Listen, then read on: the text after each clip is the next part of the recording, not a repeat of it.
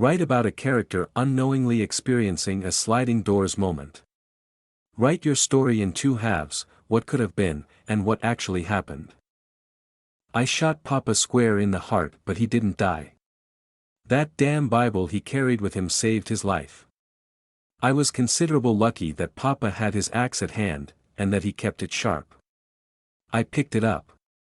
It was a heavy thing, so I swung with all my might and put it right through his head. Seeing his brains made me throw up. I moved away so it wouldn't get on Papa. That would be disrespectful. Papa was a big man. I couldn't bury him like that, so I started chopping off his arms and legs with the axe. I was down to the right leg when Sheriff Culverson showed up. Wouldn't you know it, he came to arrest Papa for stealing a couple of old lady Renner's chickens. Papa didn't have to worry about that now. Hell, he didn't have to worry about the drought or where his next bottle'd come from either.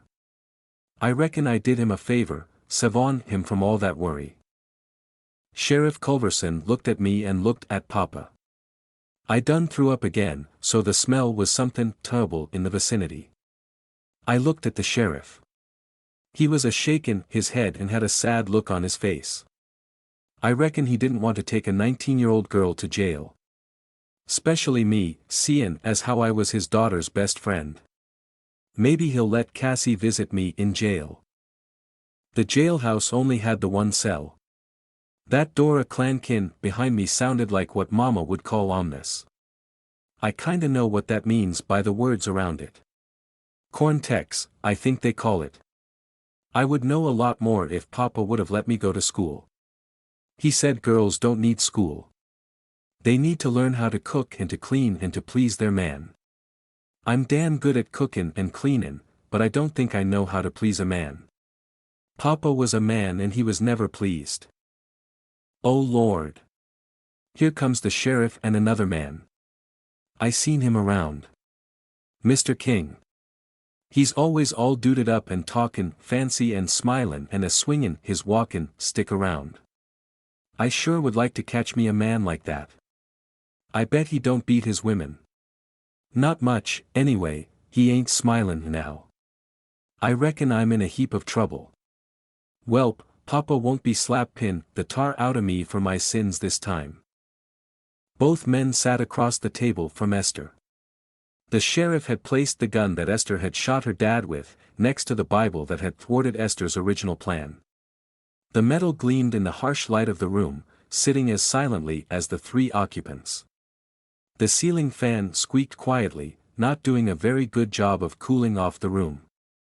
The open window allowed the sunlight to stream through, and a soft breeze brought a little relief from the heat, along with the scent of jasmine and dust. The harsh, unforgiving angles that the sun cast in the room matched Esther's mood. Esther reached for the wounded Bible.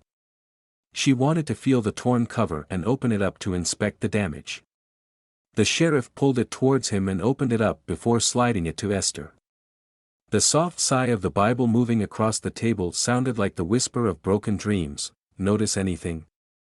The sheriff leaned back and watched Esther closely. Esther inspected the Bible. The bullet had torn through a significant portion of the Old Testament. It had stopped at the book of Esther. Yes, sir. Esther stopped the bullet, I reckon. Mr. King smiled, though he didn't want to. The sheriff nodded his head and leaned forward. Don't you find that a little odd? Esther shook her head. That's your name, young lady, Mr. King spoke. His rich, resonant voice filled the room. Dust motes danced and the breeze quickened. Yes, sir. The men looked at each other impassively, but both were thinking the same thing. The girl was thick-headed. Mr. King pointed to Esther's face. Your dad do that? Her black eye and a swollen nose did all the testifying for her. Yes, sir. Told me I shoulda caught a man by now, and he warn't gonna feed no old maid much longer. He been drinkin'. Sheriff Culverson leaned back, crossing his arms. He already knew the answer. Yes, sir. Mama always says that Papa only drinks on days endin' with a why, I reckon that's true. Esther played with her hair, twirling it between two fingers. She looked away from the men and gazed outside, lost in her own thoughts. So you decided to shoot him? Yes, sir. But the Bible stopped the bullet. Yes, sir. Mr. Kind leaned forward and stared at Esther, causing her to blush. That was when you decided to take the axe to his head? Esther stopped playing with her hair and sat still for a moment before answering, I suppose so. Papa woulda killed me if I didn't kill him. You feared for your life? Mr. King continued to stare intently at Esther. Yes, sir. No. You'll get 25 years in the women's prison in San Antone. Minimum. Esther started counting on her fingers. You'll be about 44, Esther. Damn. I reckon I'll be too old to catch a man by that time. The sheriff felt his chest tighten just a little at those words. And Mama? How old will she be? How old is she now? Esther paused, deep in thought. Says she was born in 1901. Then she'll be about 60. Esther nodded, standing and smoothing out her skirt. Reckon she'll take me back when I get out. The sheriff scratched his forehead and looked at the floor. I don't know, honey. I just don't know. They're calling us heroes. The newspapers, that is. I suppose we are, but I don't know that I feel heroic. I do, however, feel a difference in me now that Papa's dead. Liberation would be the word. Papa would have hit me if I had ever used that word in front of him. Papa had been drinking, of course. And smacking Mama around. Cassie and I were hiding out in my room, wondering when it would all stop. At one point, I heard Mama scream. That's when I went out to investigate. Papa was pointing a gun at Mama. I didn't even think about what to do. I just did it. I stepped in front of Mama just as Papa shot. The bullet hit my Bible. Yes, I carried a Bible with me, right over my heart, but only when I was wearing overalls.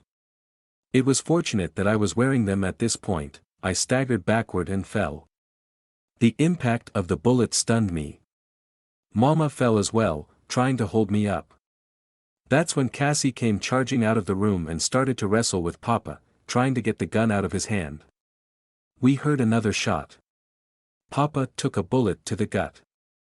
He died 2 hours later, in a lot of pain. Cassie stood and fairly sprinted out of the house. She came back a few minutes later with her dad. The sheriff. The look on his face was one that will not soon leave me. Pinched and drawn, with worry written clearly in the eyes, Mama should have never been home. She was supposed to go to San Antonio to see her sister, but Papa beat her so bad the night before that she refused to go. I believe that Papa beat her so severely so she wouldn't go. He was like that. Cassie shouldn't have been there either. Her father told her never to go to my house when my Papa was around, but Cassie often defied her father. Her father was so relieved that Cassie wasn't injured or killed that he never punished her. On the contrary, he hugged her tightly and kissed her on the cheek. I had never seen him do that before. I'm supposed to write a story for the newspapers. The one in San Antonio wants to give me, and Cassie, $50 each for our story. An astounding sum. Some rich people in San Antonio also want to give us full scholarships for college. Imagine going to college. It's in Denton, but that's even better. Cassie and I can get away from the blight of the hill country and experience a different kind of life. A different kind of life. I'm filled with a substantial happiness, and I wonder when it will leave. Never, I hope. The real hero is Mama, and I'll make sure the newspapers know that. All those years of insisting that I go to school, even when Papa beat her for her sass. He called it that, anyway. It was grit and toughness and love. I'll call it the stuff that heroism is made of. That has a nice ring to it. And it's the truth. All 3 steps to the elevated porch squeaked under Mr. King's tread, though the man was not heavy. Like the rest of the porch area, they needed paint. Rusted nail heads poked out of the wood, loosened by years of neglect and hill country weather. The evening was soon to turn into dusk. Just spoke to the judge. Cassie ain't to be charged. He said she did us all a favor by shootin' that man. Sheriff Culverson didn't show it, but a wave of relief flooded his body. He relaxed a little and felt his breath coming easier. Mr. King sat down and lit a cigar, offering one to the sheriff. Both men took some time to light their cigars, ensuring that they had a proper draw. This was not a task but a ritual, and it was not to be taken lightly. The sheriff went inside his house and returned in a few moments, bearing a bottle of whiskey in 2 small tumblers. Each man filled their glass to the amount desired and sipped. Mr. King grimaced at the first sip, then took a second, larger sip. I reckon she did us all a favor, sure, but it was an accident. I'm damn happy the judge was of the same mind, the sheriff said. He took another sip of whiskey and sat his glass down, concentrating on puffing his cigar and enjoying the news. You know, I'm surprised one of those women hadn't killed the man before. He sure liked to beat his women, Mr. King said. The mama, the sheriff said. Mr. King turned his head slightly. Pardon? The mama. She made that girl, Esther, get an education. I hear she took a beatin' or 2 for her daughter. Damn fine woman, in my opinion. Mr. King nodded and smiled. He had already heard the news. You went to visit the widow, I hear. The sheriff glanced at Mr. King and then quickly glanced away. Offer my condolences, in an official capacity. The sun had disappeared behind the horizon, bestowing faint light and beautiful colors to the sky. Fireflies came out of hiding, their pinpricks of light giving the large front lawn a magical appearance. As if fairies were in attendance. As if a miracle had been bestowed. You were there for 2 hours, Sheriff. That's a lot of condoling. The sheriff turned and stared at Mr. King, his steely blue eyes narrowing a little. Mr. King laughed and hastened to explain. The old biddies in town. You know what they're like. Most of 'em had you and the widow makin' a baby during your visit. Vicious old cats, the sheriff spat out the words. Makes sense, though. You and the widow. Esther and Cassie are best friends. They'd be tickled pink to become sisters, so to speak. And the widow's a fine, strong woman. You done have us at the altar. Mr. King tamped the ashes from his cigar onto the porch and scuffed them with his boots.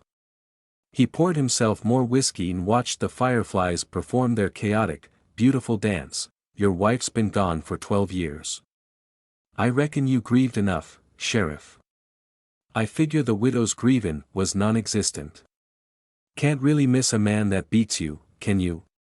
The sheriff poured himself another 3 fingers of whiskey and stood at the railing beside Mr. King. He sighed and turned to Mr. King, handing him a $1 bill. I'm hirin' you for a 2-minute consultation, Mr. King. Mr. King looked at the bill and put it in his breast pocket. What's on your mind, Sheriff? The sheriff paused for a moment, trying to get the words out of his mouth. I heard Esther and Cassie talkin' one day last year, just before Christmas. Esther was tellin' her that she wanted to shoot her daddy dead so he'd stop beatin' her mama. Well, that froze me. Mr. King looked at the sheriff, a thoughtful expression creasing his face and pursing his lips. I figure she would have done it one day, Sheriff. I guess Cassie took care of that, though. The sheriff sighed. I reckon. So, why the $1? We got attorney-client confidentiality now, right? Mr. King looked at the sheriff, a thoughtful expression creasing his face and pursing his lips. I figure she would have done it one day, Sheriff. I guess Cassie took care of that, though. The sheriff sighed. I reckon. So, why the $1? We got attorney-client confidentiality now, right? Mr. King laughed, nodding his head. Yes. Very clever, Sheriff. But I wasn't gonna divulge that little piece of information anyway. I expect a receipt when you get to the office tomorrow. Yes. Of course. Come by after work, Sheriff, and I'll buy us a couple of beers. I seem to have an extra $1 in my pocket. Mr. King laughed, nodding his head. Yes. Very clever, Sheriff. But I wasn't gonna divulge that little piece of information anyway. I expect a receipt when you get to the office tomorrow. Yes. Of course. Come by after work, Sheriff, and I'll buy us a couple of beers. I seem to have an extra $1 in my pocket. Hi, probably should just clap and delete notes. Clap clap. Intriguing story, very clever the way you weaved Esther's bullet and the book of Esther that stopped the bullet. Excellent read, and congrats, Delbert.